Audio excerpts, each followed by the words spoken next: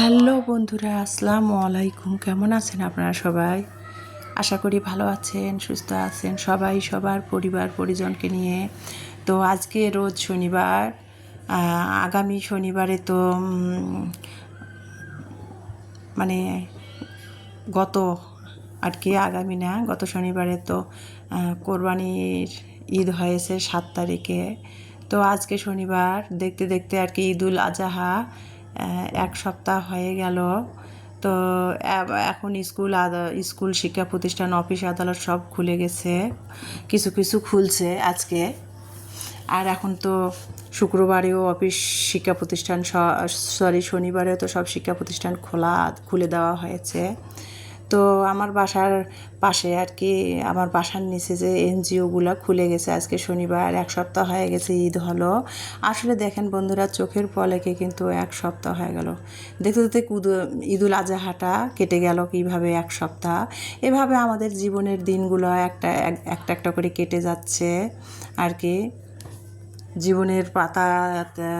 জীবনের খাতার পাতা থেকে একটা একটা করে দিন কমে যাচ্ছে, আয়ু কমে যাচ্ছে। তো যাই হোক, যেটা বলতেছিলাম, তো ঈদের এক সপ্তাহ চোখের পলকে চলে গেল। আজকে আমি ইলমার বাবা তো গতকালকে চলে গেছে, আজকে শনিবার। প্রতি সপ্তাহে তো ওই যে আপনাদের তো সবসময় বলি, আমার সপ্তাহে একদিন করে শনিবারে আমার হেল্পিং হ্যান্ড একটা রেখেছি, সে আসে, এসে ঘর বাড়ি বাসা সব ঝাড় মোছ করে পরিষ্কার করে দিয়ে যায়, আর কাপড় চোপড় ধোয়ার থাকলে ধুয়ে দিয়ে যায়। তো আমি তো কাউকে দিয়ে আমাদের ব্যবহার করা কাপড় চোপড় কেচে দিয়ে কাচাই না, শুধু বিছানার বেডশিট খালি ধোয়াই, ঘর দুয়ার মুছে দেয়, এটাই আর কি। তো প্রতি শনিবারের মতো আজকে এসেছে হেল্পিং হ্যান্ডটা। তো ওকে বললাম যে 8:30টায় আসছে, ওকে বললাম যে তুমি পরোটা বানাও আর আমি ভাজি। তো পরোটাগুলো আটা ছেনে আর কি পরোটাগুলো সুন্দর করে বানাচ্ছিল, আর আমি ভেজে নিলাম গ্যাসের চুলায়। তারপরে মানে গরম প্রচুর, হালকা তেল দিয়ে আর কি পরোটাটা ভাজলাম, মানে রুটিও না পরোটাও না। আর গতকালকে দুপুরের করলা ভাজি আছে, সেটা দিয়ে আর কি ফ্রিজে গরম করে নিলাম, সেটা দিয়ে করলা ভাজি সকালে আর একটু চা বানিয়ে নিলাম, করলা ভাজি দিয়ে পরোটা দিয়ে খেয়ে নিলাম। করলা ভাজি দিয়েও কিন্তু পরোটা আলু ভাজির মতোই, করলা ভাজি দিয়ে পরোটা খেতে কিন্তু অসম্ভব মজা লাগে।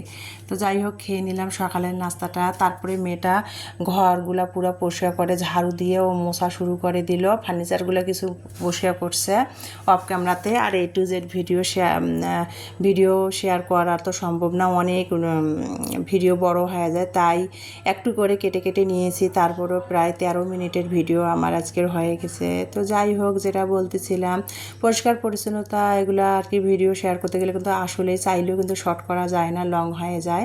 তো যাই হোক, মেয়েটা ঘরগুলো ঝাড়ু দিয়ে মুছে নিল, ফার্নিচারগুলো মুছলো, অফ ক্যামেরাতে সেগুলো করা হয়েছে। আমি আর কি ও ঘর মুছতেছে, আমি বেসিন পরিষ্কার করতেছি। আর বেসিন পরিষ্কার করলে তো পানি পড়ে ফ্লোরে, তা ঘর যেদিন মুছি আমি সেদিন বেসিনও পরিষ্কার করি। তো হারপিক আর হুইল পাউডার দিয়ে বেসিনটা আর কি আমি পুরানো একটা ব্রাশ দিয়ে ডলে ডলে পরিষ্কার করে নিলাম।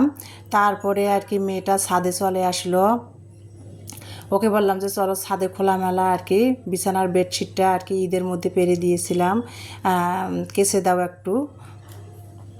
তো সেই জন্য আর কি বিছানার বেডশিটটাও কেচে দিচ্ছিল। আর এত পরিমাণ রোদ, মানে টেপের পানি টাঙ্কির পানি অনেক গরম, হাত দেওয়া যাচ্ছে না, হাত পুড়ে যাচ্ছে, এরকম অবস্থা। তো ছাদের মধ্যেও বিছানার বেডশিটটা ধুয়ে দিচ্ছিল, আর দরজার পাপোশগুলা এদিকে আমার মেয়েটা ধুয়ে ছাদে নেড়ে দিয়ে আসলো, আর এদিকে আমার বেসিনটা পরিষ্কার করা হয়ে গেছে।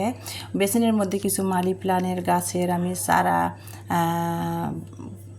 বসাই দিয়েছি, যে এখান থেকে হলে আমি কুশি গজালে আমি আবার নতুন করে আর কি চারা আর কি করব। তো সেটা আর কি পানি দিয়ে চেঞ্জ করে নিলাম।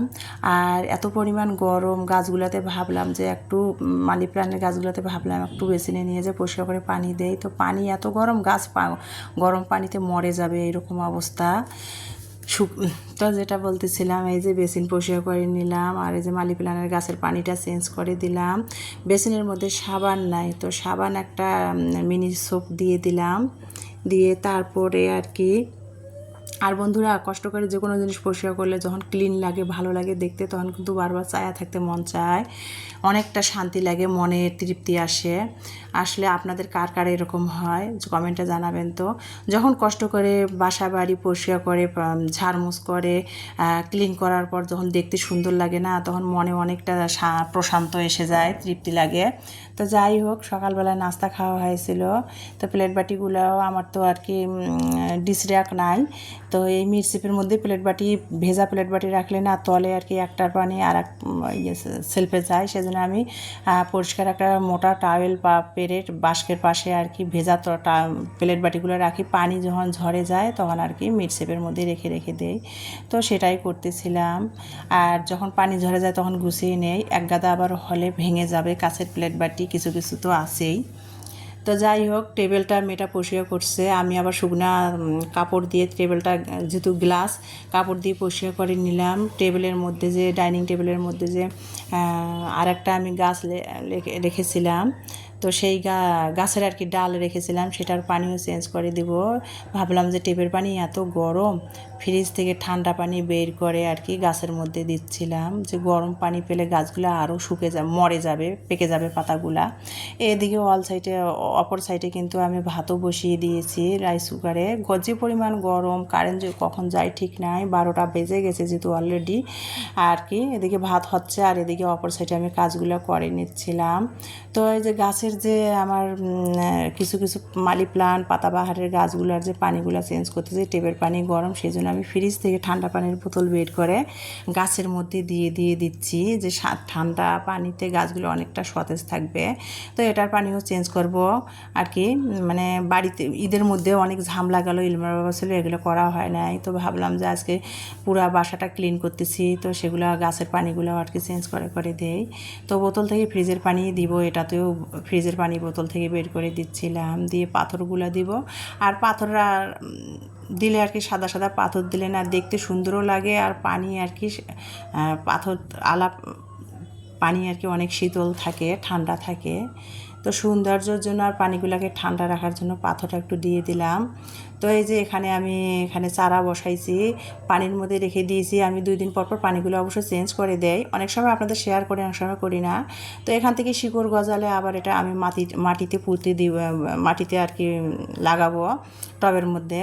তো যাই হোক, এই ছোট্ট একটা কৌটার মধ্যে আমি ছোট্ট একটা মালি প্লান্টের গাছ রাখছিলাম, সেটা মরে গেছে, সেটা গরমের কারণে সেটা ফালাই দিয়ে নতুন করে আরেকটা মালি প্লান্টের ডাল রেখে দিলাম। আমার হাতটা দেখে ঈদের দিনে পুড়ে গেছে।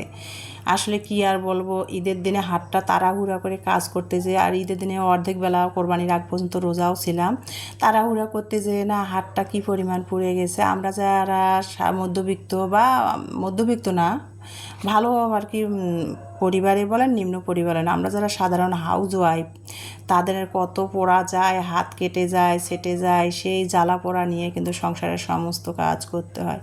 আমার হাতটা ঈদের দিনে পুড়ে গেছে, ইলমার বাবা আসছে, যত যন্ত্রণা জ্বালা পোড়া সহ্য করে তারপর সংসারের সমস্ত কাজ কিন্তু করার লাগে। হাত পুড়ে গেছে বা কেটে গেছে বলে তো মাপ নাই কোনো কিছু, তাই না? যাদের বিশেষ করে একলা সংসার, বাসা বাড়িতে, তো হাতটা পুড়ে গেছে, দেখতে খারাপ লাগতেছিল, সেটাই আর কি আর কি। তো যাই হোক, তো বিছানা বেডশিটটা যে মেয়েটা ধুয়ে দিয়ে চলে গেছে, এখন তো 12:30 বাজে। ছাদের মধ্যে আমি মানে রেখে দিয়েছিলাম, একবারে রোদে শুকে মচমচা হয়ে গেছে, এত পরিমাণ রোদ। সেটাই আর কি ভাবলাম যে নতুন একটা বিছানার বেডশিট বের করে বিছাই দিই। তো এটাই শুকিয়ে গেছে, ভাবলাম এটাই আবার বিছাই দেয়, আর ওয়ারড্রপ থেকে চাদর বের করার দরকার নাই। আর দেখেন আমার সামনের বেডরুমের জ্বালানা দিয়ে কি পরিমাণ রোদ, মানে ছাদের কাজ আমার জ্বালানাই হয়ে যায়। তো মেয়েটা জ্বালানা, ফ্যান সব পরিষ্কার করে দিল, সোফা টোফা সব ফার্নিচারগুলো পরিষ্কার করে দিল। এখন আমি সব এই যে এগুলো সব ধুয়ে দিছে, এগুলো ছাদ থেকে নিয়ে এসে আবার এগুলো বিছাই দিচ্ছে। আর দেখেন কি পরিমাণ রোদ, বারান্দা গ্রিল দিয়ে, আর দেখেন রোদের ছায়া দেখলে বুঝতে পারবেন, মানে ঘরের মধ্যেই আমার ছাদের কাজ হয় আর কি। তো যাই হোক, যেটা বলতেছিলাম, মেয়েটা তো চলে গেল, তো আমি রান্নাঘরের আর কি, আর বা যারা বাধা ছুটা কাজ করে তাদের তো দিয়ে সব কাজ করাও সম্ভব হয় না, তার টাইম হয়ে গেছে, সে চলে গেছে। তো যাই হোক, এখন আমি রান্না বসাই দিয়েছি, মানে 2-3 আইটেমের শাক দিয়ে আর কি আমি আর কি আলু দিয়ে কাঁঠালের বিচি দিয়ে আর 2-3 আইটেমের শাক দিয়ে আমি তেলাপিয়া মাছ রান্না করতেছিলাম। তেলাপিয়া মাছটা ভেজে নিয়েছি, নিয়ে শাক দিয়ে রান্না করতেছি। আর না ভাজলে না, এটা যদি কষাই রান্না করতাম তাহলে শাক গলে যাইতো মাছটা, সেই জন্য একটু ভেজে নিয়েছি অফ ক্যামেরাতে। কাঁঠালের বিচি, আলু, তিন আইটেমের শাক মিক্সিল করে আমি রান্না করলাম। মানে শাকটাও খাওয়া হবে, মাছটাও খাওয়া হবে। আর যে পরিমাণ গরম, আর কোরবানির মাংস খেতে খেতে আর ভালোও লাগতেছে না খেতে, তো ভাবলাম আজকে এইটাই রান্না করে ভাত খাবো দুপুরে। তো যেটা বলছিলাম, এদিকে রান্নাটাও হয়ে যাচ্ছে, চুলার মধ্যে দিয়ে দিয়েছি। আর অপর সাইডে চুলা, গ্যাসের চুলা টুলা রান্না করলাম, যে তেল মশলা ছিটে পড়েছে সেটা সঙ্গে সঙ্গে আমি পরিষ্কার করে নিচ্ছি। আর আমি মনে করি সঙ্গেকার কাজ সঙ্গে করাটাই ভালো। কাজ জমিয়ে রাখলে পরে অনেকটা চাপ হয়ে যায়, কষ্টও হয়, অলসতাও ধরে। তো যাই হোক বন্ধুরা, এই যে পুরা রান্নাঘরটা মেয়েটা তো সব ক্লিন করে ঝাড়মোছ করে দিয়ে গেছে। তারপরে আমি যে কাজ করতেছিলাম আমার মতো করে আমি আবার একটু রান্না করলাম, যেহেতু পরিষ্কার করে নিলাম। আর দেখেন রান্নাঘরের জানলা দিয়ে কি পরিমাণ রোদ, মানে রান্নাঘরে থাকতে পারতেছি না। ভাগ্যে শিলমার বাবা আমার জন্য ছোট্ট একটা কিচেনে ব্যবহার করার জন্য ফ্যান নিয়ে আসছে। ওই ফ্যানটা ব্যবহার করি আমি রান্নাঘরে। তো এই যে রান্নাঘরে আর কি খাবার বেড়ে নিয়ে আমি তারপরে সামনের রুমে ফ্যানের তলে চলে আসবো। তো ওই যে দেখতে পাচ্ছেন, আমরা যেহেতু 3 মামে পাতিল থেকে খাবার তুলে নিচ্ছি, মারা থাকলে বাটিতে বেড়ে দেওয়ার লাগতো। বাসার মধ্যে যেহেতু 3 মামে, এই জন্য পাতিল থেকে আর কি কড়াই থেকে তরকারি তুলে, রাইস কুকার থেকে ভাত তুলে নিয়ে আর কি ভিতরে ফ্যানের বাতাসে প্লেটটা নিয়ে যেয়ে খাবো। তো এই যে দেখেন এখানে 3 আইটেমের শাক, কাঁঠালের বিচি, আলু দিয়ে মাছ রান্না করছি, সাথে 2-1টা ঢেঁড়সও দিছি। যে সবজিটা এভাবে মাছ দিয়ে রান্না করলে খাওয়া হবে, মাছটাও খাওয়া হবে। আর এভাবে রান্না করলে কিন্তু মন্দ হয় না, ভালোই লাগে খেতে। আর আমি এভাবে রান্না করতেছিলাম, আমার মেয়েরা রাগারাগি করতেছিল, তুমি এগুলো কী রাঁধতেছো, এগুলো আমরা খাবো না। আর যখন আবার রান্না করলাম, রান্না করার পর খেয়ে দিয়ে তারপরে তো ভিডিওটা ভয়েস ওভার করতেছি, আমার মেয়েরা বলে আম্মু মজা হয়েছে। তো তা মেয়েদের বললাম যে তোমরা না বললা রান্না করার সময় এগুলো কী রাঁধতেছো, তুমি খাইও, আমরা খাবো না। তো যাই হোক, যে কোনো জিনিস আসলে কি বন্ধুরা, যে কোনো জিনিস দুর্বাঘাসও যদি একটা হয়, যত্ন সহকারে যদি তেল মশলা দিয়ে রাঁধেন না, সেটাও কিন্তু মজা হয়।